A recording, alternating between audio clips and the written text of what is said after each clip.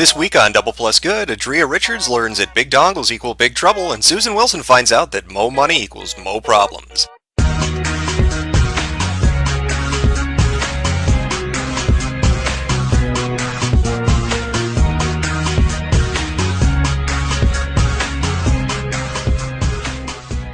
So we've got two really interesting stories to start out with here that happened in the last half of March.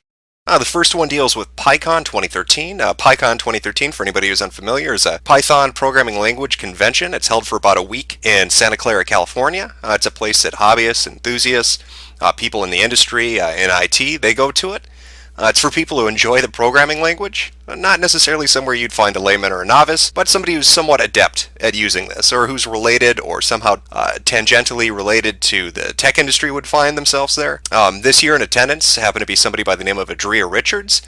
She worked for a company called SendGrid. Now, SendGrid is a company that's located in California. She was an employee of SendGrid, what you'd call, or what she described as, a technology evangelist, which is just a really nice way of putting a spin on a PR person. She does networking, she goes and meets people in the industry, she tries to get people enthused about using SendGrid and the related products and services. That's what she does.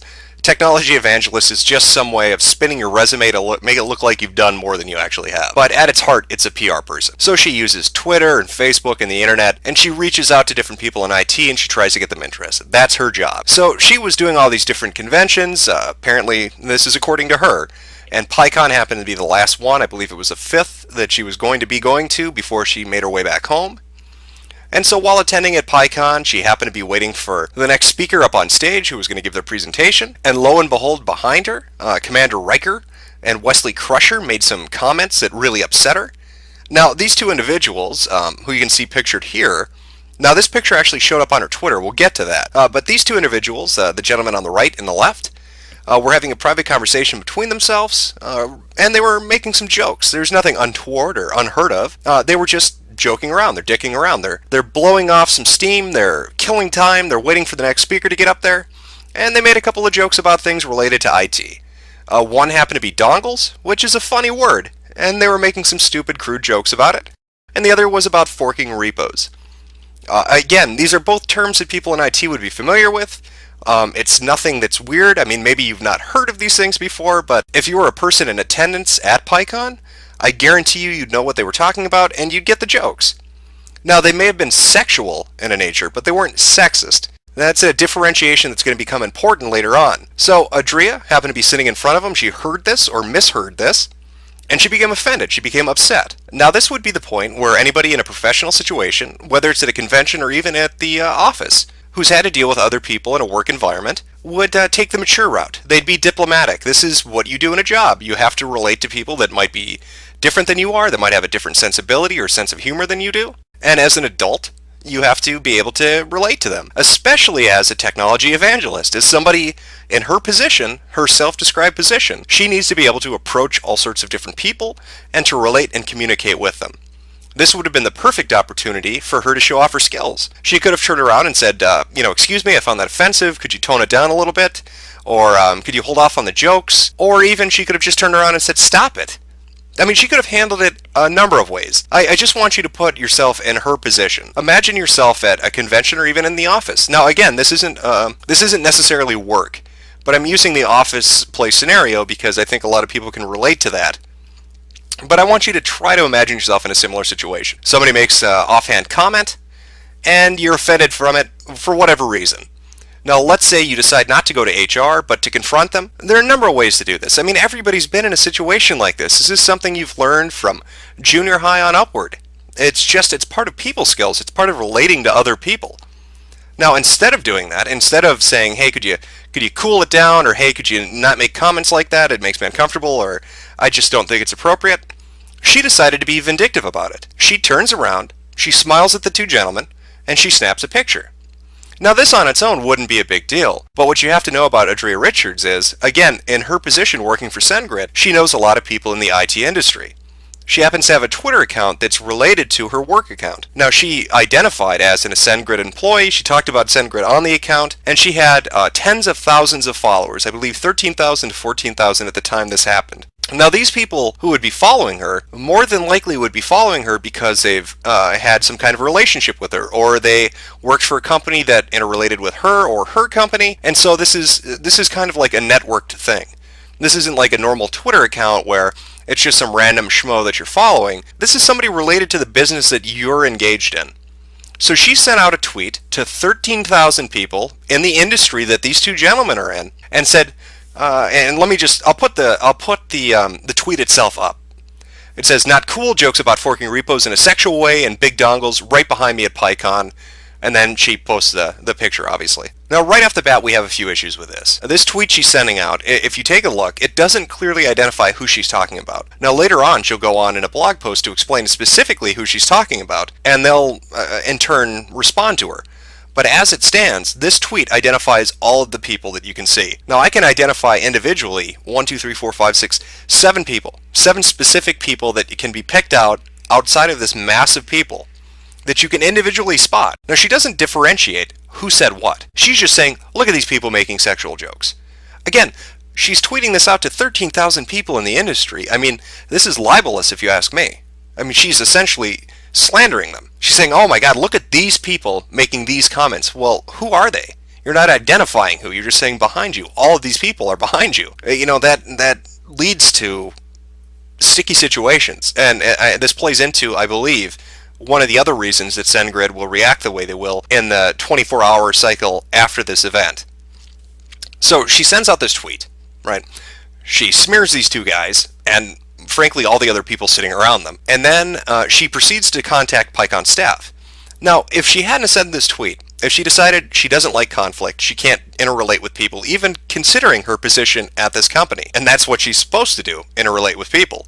If she had just decided, I can't handle it, I don't want to confront these two gentlemen, I don't know how they're going to react, she could have just gone to the PyCon staff, and that's what she does next. She goes to them and says, hey, there are a couple people making comments that are making me uncomfortable, deal with it.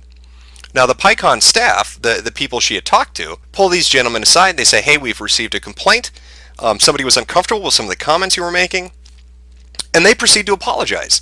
They say, you know what, we're sorry. It was a private conversation. We didn't intend to offend anybody. It wasn't targeted at anybody in particular. It was just a conversation between myself and the gentleman next to me. They offered up a sincere apology to her, and that's where it should have ended. Again, the first thing she should have done as an adult, and then secondly as a person with the kind of position at a company that she has, is simply turn around and say, please, could you stop it? Now, she didn't do that. She could have just gone to PyCon and said, hey, they're making me uncomfortable, and then let PyCon deal with it. Again, that would have been another alternative, and that on its own would have been fine. But she doesn't stop there. After she sends out this tweet, after she talks to PyCon, she proceeds to create a blog post and try to turn this into an issue that it's not. It's no longer about two gentlemen having a conversation that had some saucy language in it, or that made a few jokes that she felt uncomfortable with. It now becomes a much larger issue. So she creates a blog post on her website, But You're a Girl is the name of it, and this is from March 18th, called Forking and Dongle Jokes Don't Belong at Tech Conferences, where she proceeds to discuss how horrible this was. Now, the language she uses when she's talking about this sets herself up as a hero, which is very awkward. I mean, I've been around groups of people who've made comments that have made me uncomfortable, but I wouldn't consider myself being subjected to those conversations. I wouldn't consider myself to be a hero for withstanding it. I mean, that's just part of being an adult. You deal with shit you're uncomfortable with. You deal with stuff that might make you uncomfortable as a person. That's just part of life. You're not a hero for putting up with it. You're an adult. You're like everybody else, especially in a business situation, especially at a convention related to the business that you're engaged in. It's just part of interrelating with people. It's just part of dealing with other viewpoints and other senses of humor and different sensibilities. I mean, you've got to have a thicker skin than to take offense at everything and try to run to some authority to handle all your problems. That's not how you're an innovator. That's not how you lead a company in your industry.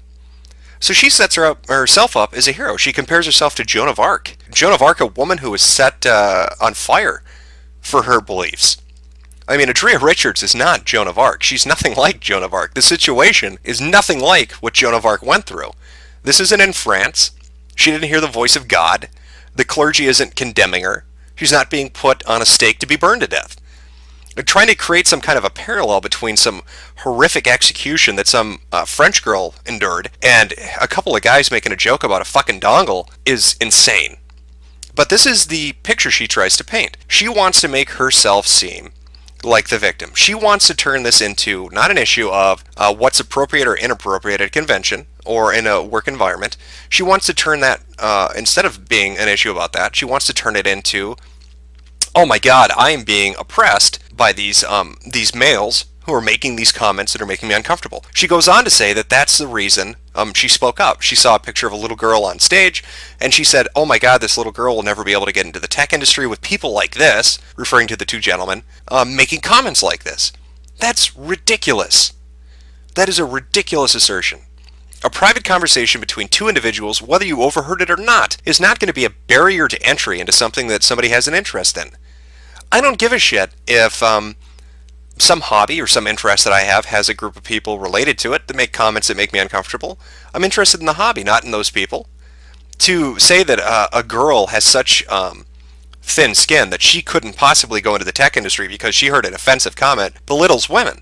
It's saying that women are different than men, that there really isn't parity, that there isn't equality, that women are different and need to be coddled and need to be protected. That's ridiculous. That's anti-feminism. That's anti-egalitarian. The argument she's setting up is, oh my God, poor me, I need to be coddled, I need to be protected. So as a result of all of this, as a result of her putting up this blog post and these pictures and these tweets, one of the individuals gets fired. Now they get fired from a company that basically releases a statement that they don't condone what this employee said. This gentleman happens to have 3 children. You know, he's got a family he's supporting. He's lost his job because a woman overheard a conversation where 2 people were making jokes to one another that didn't relate to her, that wasn't targeted to her, that wasn't sexist in any way, it was related to the industry, and he lost his job to support his family because she took offense to it, because she found it offensive.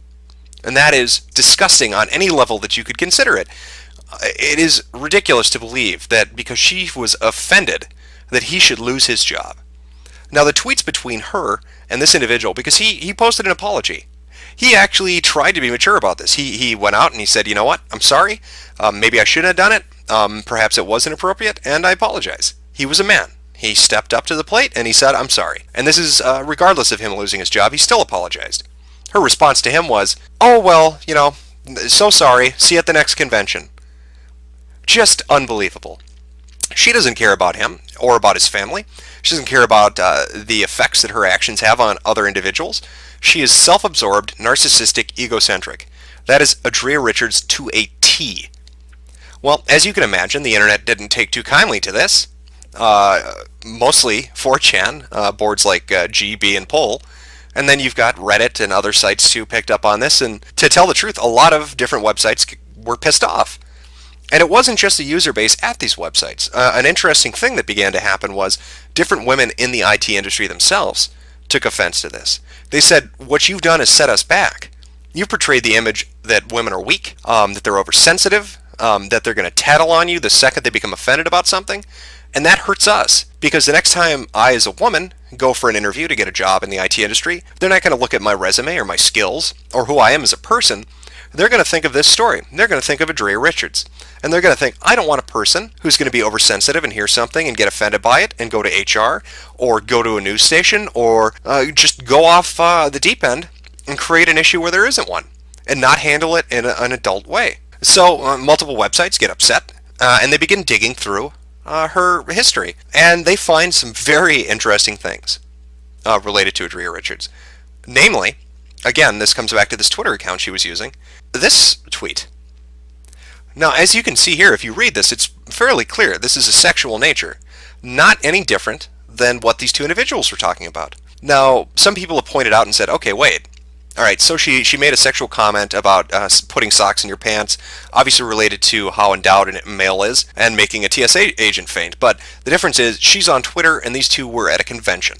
Right, and they're there because it's work related, and she's just on her Twitter doing her own thing. Again, a key point here to remember is this Twitter is related to her work. Her line of work uses this Twitter account, so it is like she's at work. She had SendGrid listed up there. She talked about being a technology evangelist. She sent out business-related tweets. This isn't a segregated private Twitter. This is her official work Twitter. That's the difference. They are related. And so you can see the blatant hypocrisy here of Adria Richards saying these two individuals can't make this comment, but she can go on her Twitter and she can do the same goddamn thing, the same exact thing. They're talking about big dongles. That's big dicks. She's talking about putting socks in your pants because it's a big dick. It is the same thing. They're making dick jokes. They're just using different words to fluff it up. And yet she can run around and say that because she's a woman, this is sexist and this is a barrier for entry into the IT field. You know, she felt so bad about that little girl on stage. A dick joke is going to make it impossible for her to get into technology some way, somehow. And yet she's doing the same thing. What about that little girl? What if she read Adria Richards' Twitter? Saw that TSA tweet? Is she going to be barred from entering the technology industry because Adria Richards is making cock jokes? This is just ridiculous. And as more and more information came out, it came out that Adria had made other comments talking about how white people can't be the victims of racism, that only black people can. You can see that her language and her attitudes are extraordinarily charged. When you look at her Twitter. She's making sexual jokes, she's making statements about race, and this is all on a business account. Well, as you can imagine, SendGrid wasn't too enthused about this. Now, they may have been able to duck the issue until she said, SendGrid supports me. When she sent that tweet out, that was it. That was a death sentence for her career. She might as well have just executed it herself and stuck a gun in its mouth. You cannot tie your employer into your shenanigans. That is the worst thing you can possibly do, regardless of the industry you're working in. But that's exactly what she did. So, of course, now SendGrid's backed into a corner. They're getting flooded from people on different websites saying, oh my God, how can you employ this woman? Look at this stupid hypocrisy. Look at how she's treating this individual. This guy lost his job. This is ridiculous. This isn't a reflection of how women in tech should be. So SendGrid cuts her loose. So what is the end result here? I mean, what the hell happened? At the end of the day, when you look at this situation, what you find out is Adria Richards is a drama queen. She is used to being coddled and getting her way. She wanted to go and, sound the alarm for sexism. She wanted to try to wrap herself in a feminist flag and say that she's being oppressed. But at the end of the day, that's all hyperbole. It's all bullshit. She's no different than those two men. She made the same kind of comments, and she acted immaturely. Nobody wants to employ a person who's going to behave like this. I wouldn't want my company associated with it. So SendGrid cut her loose. She got shit canned. I mean, her own actions led to her being fired. Now, if that was the only thing that happened, this would be comical. But again, this guy lost his job. That is fucking ridiculous. I want you to think of yourself being at a convention, having a quiet, private conversation, whispering something to the person sitting next to you, regardless of if that person's a man or a woman or a black or white, it doesn't matter. But then having somebody overhear that and not engaging you as a fucking person, not talking to you like you're an adult, instead running to tattle to the teacher. Oh, you said a bad word, I'm going to go tell Miss Johnson on you. I mean, that's what this woman did. And that was the event of PyCon 2013. I mean, it's a story of two people getting fired because one person wanted to act like a child. It's another example of the overreach of these radical feminists who try to turn everything into an issue of oppression. It was a sexual joke, a private sexual joke. Maybe not appropriate, maybe it was appropriate, who knows. She should have just been an adult. She should have turned around and said, stop it, or she should have just talked to PyCon on its own. But she wanted to be vindictive about it. She wanted to try to shame these people. She wanted to make herself a hero in a situation that didn't call for a hero. She wanted to turn this into something about patriarchy and misogyny. And in the end, she ended up getting herself fired. I mean, that's the internet and the mob mentality is a double-edged sword. And she learned that the hard way. So let's move on from the events of PyCon 2013 and Adria Richards and talk about Susan Wilson. Now, Susan Wilson was the mother of Mackenzie Wilson, a 9-year-old girl who had a Kickstarter that drew a bit of ire from the internet. The Kickstarter in question, and it's still up and you can take a look at this, is 9-year-old building an RPG to prove her brothers wrong. Its intended goal was to send Mackenzie to a game development camp. Now, the camp in question isn't anything too technologically advanced. We're not talking about high-level programming. This is more along the lines of RPG Maker. The kids go in, it's a 3 to 4 day event, they learn a little bit about programming and how game development works, and at the end of the week, once it's run its course, they maybe have something to bring back home to show the family. Now, the initial goal that was listed on the Kickstarter was $829. That in itself isn't where the controversy comes from. The controversy itself actually centers around Susan Wilson, not her daughter Mackenzie. When you first hear about a Kickstarter like this, you think, oh, that's great. A kid wants to learn about game development. I don't see any problem with it. However, when you actually go to the Kickstarter page and you see the narrative that's been presented, and it's important too to remember that Mackenzie, being 9 years old, couldn't start the Kickstarter. She actually had to have an adult consent and set up the account and set up the web page itself, what you'd expect. And so obviously the mother would step in and help her set it up and probably write it as well. That's where it starts to get kind of weird. When you visit the page and you see the narrative that's presented, it's shaped in a way to draw attention to a hot button issue. It would be hard to miss on the internet in the past, I'd say 4 to 5 years, be it technology or video games, politics or social activism, the heavy undercurrent of feminism that's sort of ingratiated itself into every single issue that exists out there. Now, Susan Wilson, when she was shaping this Kickstarter, uses that as leverage to draw attention for her daughter. Now you might be saying, well, maybe I can't fault her for that. She's just trying to help her kid out, right? The kid just wants to go to, video game development camp. What's the problem with that? Who cares how the mother approaches people for it? Well, she just wants to help her kid out, and at the end of the day, who does that really hurt? Well, I can tell you 2 people it hurts to start with. Her 2 sons, who she uses as the villains in this narrative to help her daughter out. Now, when you visit the page, you'll see this narrative that's presented. It's not just that the little girl wants to go to RPG camp. No, it's that the little girl wants to go to RPG camp because her big, bad, teenage older brothers are oppressing her and telling her, hey, silly, girls can't do technology, you're stupid, you can't get into this, this isn't a field that applies to you. And so this little girl is going to prove them wrong by earning the money herself and then going off and going to RPG camp. But the truth of the matter is, and I mean really, when we're talking about Kickstarter, it's not even that she's raising the money. Let's be honest here, you're begging for it. And that's what Kickstarter essentially is. It's a formal way of begging people for money. But this story that she presents, I mean, even from the onset, when you first go to the page, the first thing you're going to notice below the title itself is the picture. Here's this, little girl on the left versus her douchebag older brothers. One's shirtless and the other's got a shit-eating grin on his face, and oh boy, I bet they hate that little girl. Of course, one of the awkward things is the first picture you see of these 2 boys, one of them's wearing a shirt that says, I think I'm a lesbian. Now that's crazy on its own. But that again goes into who Susan Wilson is, and we'll touch on that a little bit later. But I mean, even the tagline that's presented for this, it says right off the start, mean older brothers say she can't, so my daughter's proving them wrong by building her own RPG and paying for it. She set this up, and really it's from here on out that things begin to get a little weird. This goes beyond just a kid wanting to go to RPG camp. Susan Wilson has crafted this to appeal to the most amount of people possible using a hot button issue.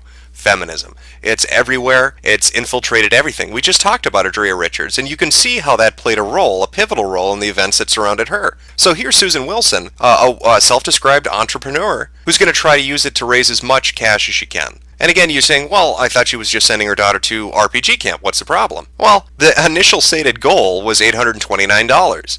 The current money raised as of this date is over $33,000. And even when you're looking at the pledge amounts, this is where it starts to get a little weird. You'd figure, okay, well, if you have an initial stated goal of $800 or $829, you'd have a couple of different pledge orders. And for those who don't know how Kickstarter works, essentially somebody puts forward an idea, and you can decide if you want to donate to it. And if you do donate to it, they have what they call pledge levels. So if you give $5 or $10 or $20, you get something back in return. Now they'll structure this so the least amount of money will get you the smallest thing, and the highest amount of money will get you something, more spectacular. So if it were a video game, for instance, and you donated, let's say, $25, you might get a digital copy of the game when it's released.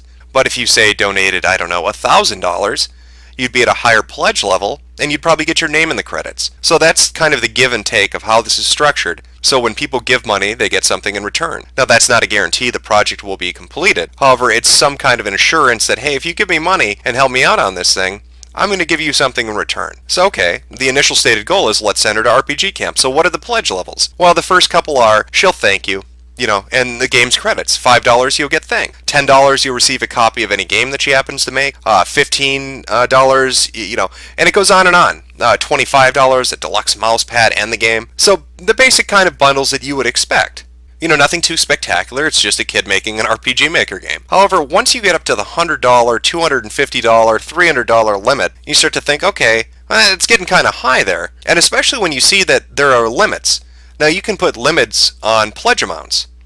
So even at the $300 pledge level, she has a limit of 10 people. So you've got to ask yourself, well wait, if 10 people gave $300, that's $3,000.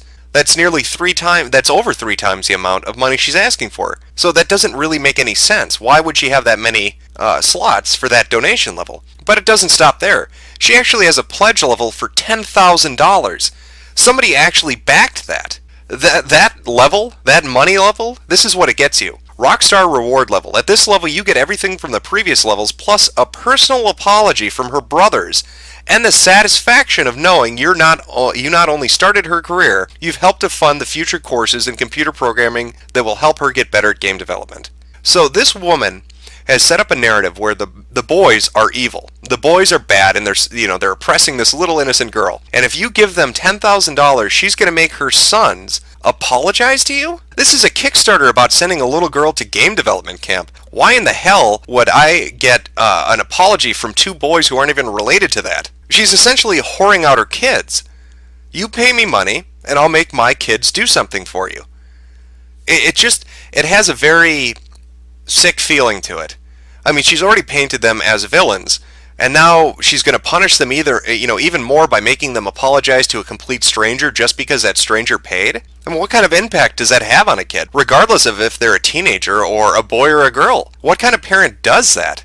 And so it's things like this that I think drew attention to this kind of a Kickstarter. It's this fake narrative, this girl power, feminist idea that was thrown out there. And this, we'll show those boys, and we're going to make those boys apologize. And it just comes off as very shallow and very vapid, and it comes off as a woman looking to do whatever she can to raise money. Well, this again plays into who Susan Wilson is. And so people got a sort of uncomfortable feeling about this, and so different websites started to kind of look into her background to see what they could find. One website in particular, NeoGAF, happened to have a couple of threads about this. One in particular had a good deal of information located in it, and it kind of shows what they were able to dig up about Susan Wilson. So what exactly did they find? Well, they found out quite a bit of interesting information about Susan Wilson. The first thing, and the most interesting piece of information to kind of come to light, is essentially that she's a millionaire. Or at least that's the conclusion that a lot of people have come to. Now, she's given an interview recently with Kotaku, which she's denied these claims. However, the information that was gathered and the different sources that were found contradict her official line on this. So where exactly is this contradiction coming from? Well, one of the pieces of information found was the Judgment Group, of which Susan Wilson is the founder and CEO. An interesting fact about Susan Wilson and the Judgment Group itself is that she was named in Fortune's list of the top 10 most powerful female entrepreneurs. Now, this is Fortune that's listing this. This isn't some random blog. This isn't some accolade from some unsourced place. It's Fortune that's saying that she is a powerful female entrepreneur. Another piece of information that came to light was in regards to the selling of a domain. Basically, in the early 2000s, Kinkos.com was registered with her and a group that she was associated with, and it was later sold to Kinkos itself, and some of the sums that have been thrown out there seem exorbitant, and it's hard to believe. One of the numbers was $100 million. Even myself, I'm slightly incredulous about the idea that she would have gotten $100 million for a simple domain name. But, if you think a few $1,000,000, that's not so out of the ballpark. It's obvious that she was making money and running successful businesses for quite some time, for the last decade. So it seems obvious that Susan Wilson is a capable entrepreneur. She's made money. This, as you can imagine, pissed off a lot of people. I mean, here's a woman who seemingly has a vast amount of capital, who is using Kickstarter for her daughter for an $829 trip, when it would seem that she could easily afford that. Why would she be using Kickstarter in this way? It just doesn't make sense. She has the money. Why use Kickstarter? Well, this is where people begin to piece together their own narrative on what exactly is going on here. Susan Wilson has made comments in the past regarding crowdsourcing, and saying that there were flaws with it, and saying that it could, be easily scammed, and she didn't see a real value to it. The opinion that a lot of people have come to is she decided that, you know what, you can actually make a lot of money doing crowdsourcing. In fact, she's right, you can scam it. And so it seems that she's doing just that. In fact, this isn't the first project that Susan Wilson has put forward. She's had a couple on multiple sites. She ran one on Indiegogo called Girls Afraid of Money, $20 Experiment Continued.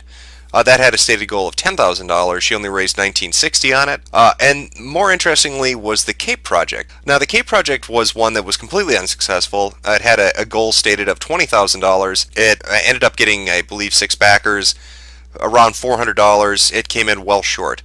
One of the more striking things about the Cape Project Kickstarter, and this is the one that preceded Mackenzie's RPG Maker Camp one, is the video that's attached to it. When you read through the Kickstarter itself, it says, "Who hasn't wished they could fly custom superhero capes, personalized, exquisitely crafted, handmade by U.S. veteran family business?" When you watch the video that's actually attached on the page, you come to the conclusion that these aren't fucking capes. These look like Target grade beach towels that these kids have wrapped around their neck. Now, she's actually gone to the point of saying she's going to have veterans' families handcraft you capes. And when you look at these things, I implore you to go look at the video yourself. When you look at these things, these are not handcrafted capes. These weren't made by a veteran's family. These are cheap knockoff towels, probably made in China by some sweatshop worker who's making 5 cents an hour. And yet she's going to try to exploit people and put into the Kickstarter that, oh, you're supporting a veteran family. I mean, it's simply outrageous when you really think about it, that she would go to the point of trying to appeal to people by saying that she's supporting veterans and their families, pull on their heartstrings and say, oh geez, these are made by a U.S. veteran family. Don't you support America? Don't you support our troops? So when you go to this Kickstarter, the first thing you see is the project name, the stated goal, the video, and then the tagline talking about a U.S. veteran family. But when you're reading through it, it's just simply she wants to start another business. And she, has gone out of her way to try to viral this. There are pictures of her kids trying to do essentially a planking version of them wearing the cape. The planking fad that was around for about, 3 or 4 months. It was everywhere on Twitter and Facebook. And essentially she's trying to get her kids to do the same thing, but wearing a cape this time, as if that's somehow going to appeal to teenagers and that they're going to need to, automatically go buy a cape so they can take part in this awesome new fad. So it seemed the more people dug around, the more it became clear that not only does Susan Wilson have a good amount of wealth, maybe she's not, a multi-millionaire, but I mean, she has pictures of her with Warren Buffett. She's had a successful business. She's been named in Fortune. She's had multiple projects she started recently on different crowdsourcing sites like Indiegogo and Kickstarter. And it seems like she will say whatever she has to say to make money. As you might imagine, this didn't really please a lot of people. They took to it quite negatively. There was a good amount of backlash as well. Now, her trying to mitigate this and trying to head it off was essentially going to Kotaku and giving an interview where she said, oh no, this isn't true. People misunderstand. I don't have as much money as they think. I never thought this would be as successful as it was. But again, going back to just some of the information that was found on NeoGAF, it's obvious that she expected it to get as big as it did. She viraled it by spamming it on her Twitter and different social media sites, which is actually contrary to Kickstarter's own rules. In fact, she's not just violating that particular rule, she's violating other ones. Kickstarter has very specific guidelines about what you can put up on Kickstarter and what you can't. Things about charity you can't do, things about supporting your lifestyle you can't do. You actually have to have a product or a service. And it would seem that Mackenzie's trip violates this, because not only is she asking for money to go to this RPG Maker camp, she's asking for money to replace a computer as well. So here's Susan Wilson, a wealthy entrepreneur, who's using a hot button issue and her kids to try to profit. And all the evidence seems to point to that. This would seem to be a classic example of somebody finding a way to make money by scamming a bunch of rubes and trying to make off like a bandit. And this seems to fit with a common motif, a common theme that's been going on recently. We talked about Adria Richards, and now we've talked about Susan Wilson. Each of them had different stories, but they both tried to use feminism and gender disparity to their advantage. Adria tried to use it to garner sympathy and to make herself more popular and to chastise somebody she was upset with. Susan Wilson is seeking to use it simply as a quick way to make cash. Now, media sites have done everything they can to support it. When you look at Adria Richards, you had Forbes and MSNBC, Washington Post and VentureBeat, all writing these long articles talking about how terribly oppressed she was. I mean, they spun that story in a way that was remarkable. If you were around right when it was starting to break, if you were around right when it was just starting to kick off, especially with the Adria story. You could see mainstream media and a lot of these different blogging sites spin this story. I mean, it's a common joke when people talk about mainstream media channels like Fox News. You know, the no spin zone is anything but. You know, Fox spins it so hard in favor of conservatism and the Republican Party that you can't ever get anything that's close to the truth. But what you got to see with the Adria story was really shocking. I mean, you saw it being spun from a tale about a woman trying to abuse her power into one of a poor, innocent woman being picked on by the patriarchy and how this needs to be stopped. And this was the narrative they gave it. And again, with Susan Wilson, the same thing happens. All this information is dug up about her past crowdsourcing ventures, about her businesses and her ethics and her attitudes. And what happens? Well, Kotaku, a Gawker-owned media site, who also hosts Jezebel, which is probably the most feminist site you'll ever see on the internet, does an interview with her, and it's a softball interview. They don't ask the hard questions.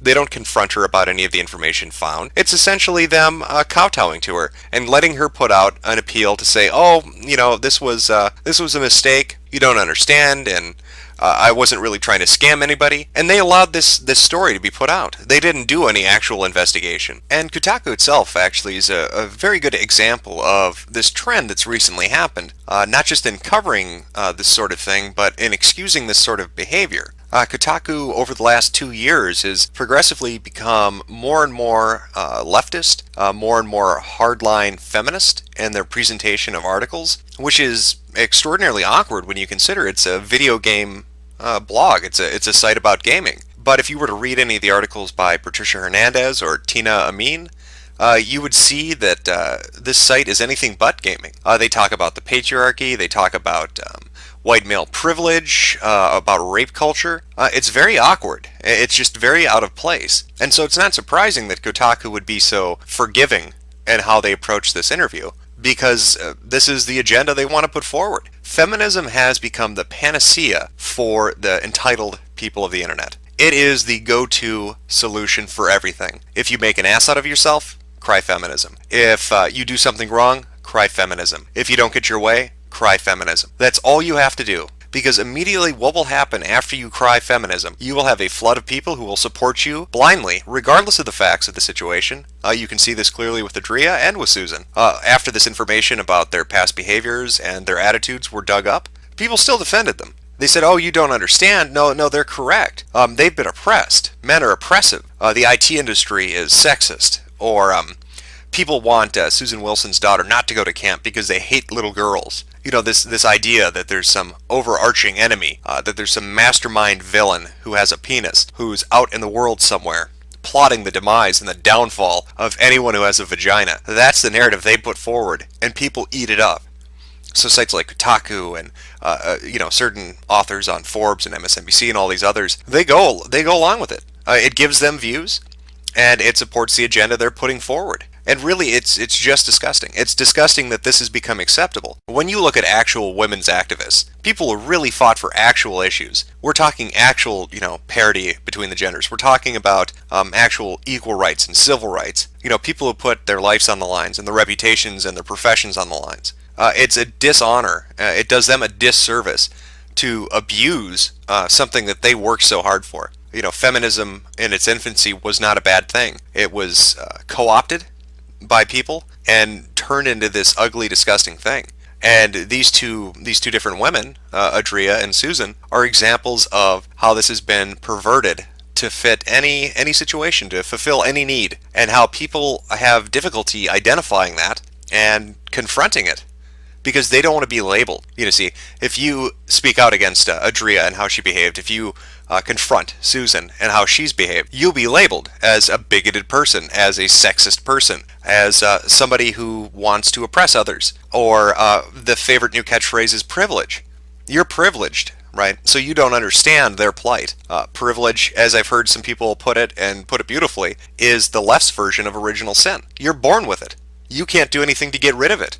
You're guilty of it, and you have to apologize for it. It's absolutely ridiculous. It's racism. But this is the ideology that's being thrown everywhere. It's being integrated into everything. And these two stories highlight that perfectly, and the media coverage surrounding them highlights that perfectly. Now, that's not to say that sexism doesn't exist. That's not to say that there aren't men who are complete assholes out there, because there are. But that's less to do with the fact that they're men and more to do with the fact that they're people. People are assholes. Trying to assign a general blanket statement and say that, all men are like this is ridiculous. It would be just as ridiculous for me to say all women are a certain way. Or, privilege falls into that same category.